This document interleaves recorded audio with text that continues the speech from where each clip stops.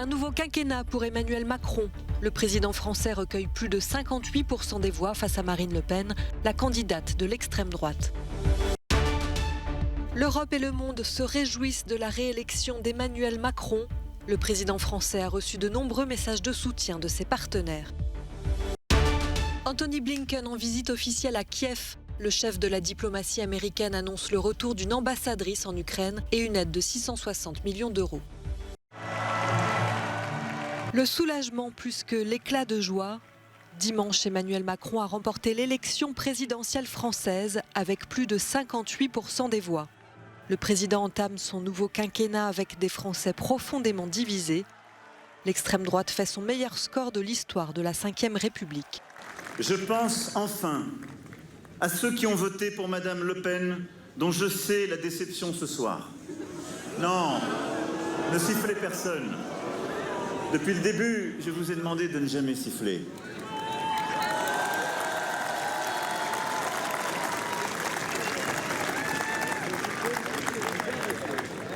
Parce que,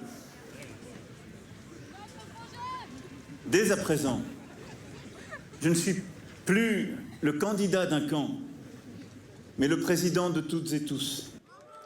Son adversaire, la candidate du Rassemblement national, a pris la parole rapidement après l'annonce du résultat, devant ses militants. Marine Le Pen a présenté sa défaite comme une belle performance pour son camp politique.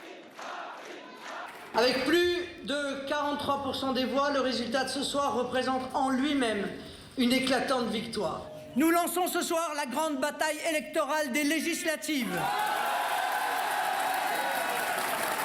Je mènerai cette bataille aux côtés de Jordan Bardella, avec tous ceux qui ont eu le courage de s'opposer à Emmanuel Macron au second tour, bref, avec tous ceux qui ont la nation chevillée au corps. Les élections législatives des 12 et 19 juin prochains sont présentées par tous les opposants à Emmanuel Macron comme un troisième tour. Le président va maintenant devoir former une majorité à l'Assemblée nationale pour pouvoir mener la politique qu'il souhaite pour son pays.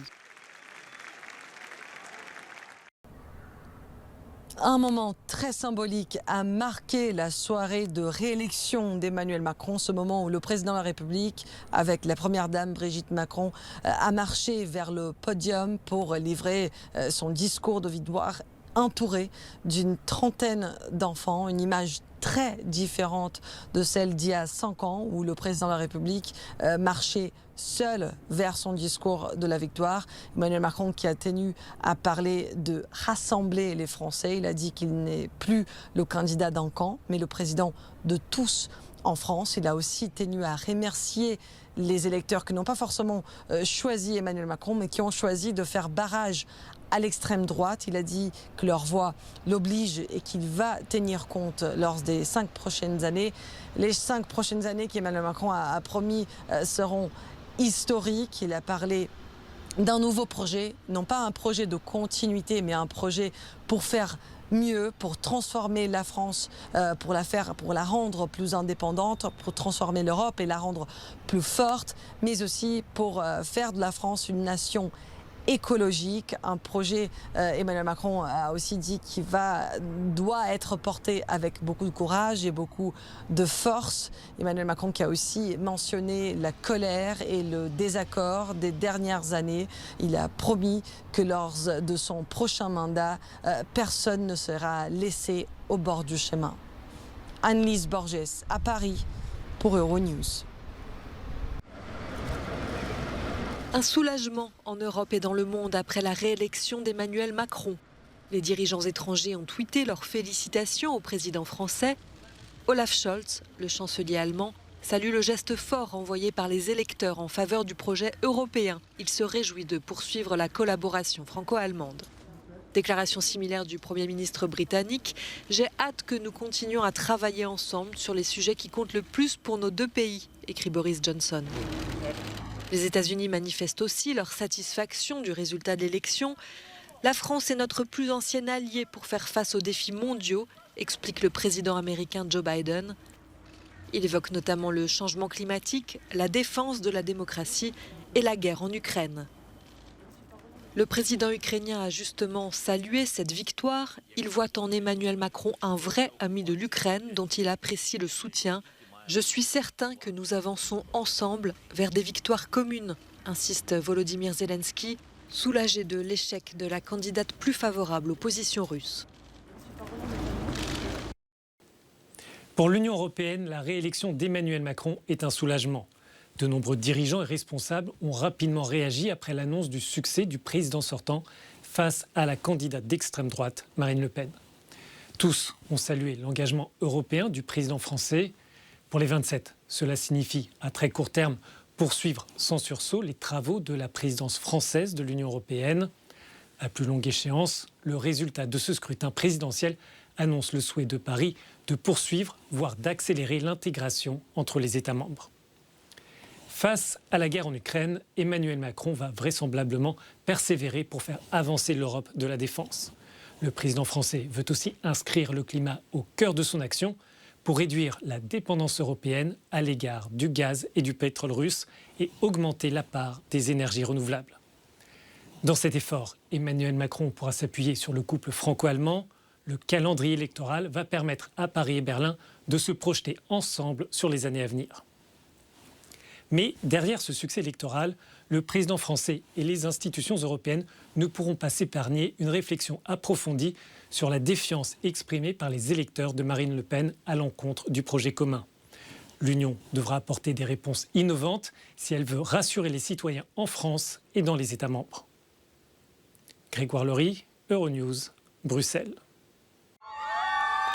La Slovénie décide de changer de cap en élisant un Premier ministre novice en politique. Avec 34,5% des voix, le libéral Robert Golob est arrivé en tête des législatives ce dimanche, loin devant le Premier ministre sortant Janez Janša. Après la victoire, Robert Golob s'est exprimé depuis chez lui en raison d'une infection Covid-19. Nous n'avons pas eu une telle participation électorale depuis 20 ans, et cela en dit long. Les gens veulent vraiment du changement et ils nous font confiance car nous sommes les seuls à pouvoir apporter ces améliorations. Et n'oubliez pas, l'espoir donne naissance à des attentes. Nous devons donc prendre nos responsabilités. Liberté. Omniprésent sur la scène politique depuis 3 décennies, Janez Janša, n'ayant obtenu que 23,6% des voix, a reconnu sa défaite et s'est dit prêt à collaborer pour le bien commun. Nous ne nous comporterons jamais comme l'opposition l'a fait pendant ces 2 dernières années. La Slovénie a combattu la pandémie et pendant cette période, notre gouvernement n'a pas été soutenu. Même dans l'opposition, le Parti démocratique slovène se comportera autrement. Nous serons dignes. L'homme d'affaires de 55 ans a réussi à déjouer tous les pronostics des sondages en remportant les élections face à Janez Janša, un grand allié du dirigeant hongrois Viktor Orbán. C'est la visite de plus haut niveau des États-Unis à Kiev depuis l'invasion russe en Ukraine. Dimanche, le secrétaire d'État Antony Blinken et le ministre de la Défense Lloyd Austin ont rendu visite au président Volodymyr Zelensky. Ils ont annoncé le retour des diplomates dans le pays. Nous n'attendons pas seulement des sortes de cadeaux, nous attendons des choses particulières, des armes spécifiques. C'est pourquoi je crois que nous obtiendrons des États-Unis ce sur quoi nous nous sommes mis d'accord par le passé, ou une partie de l'armement demandé pour l'Ukraine.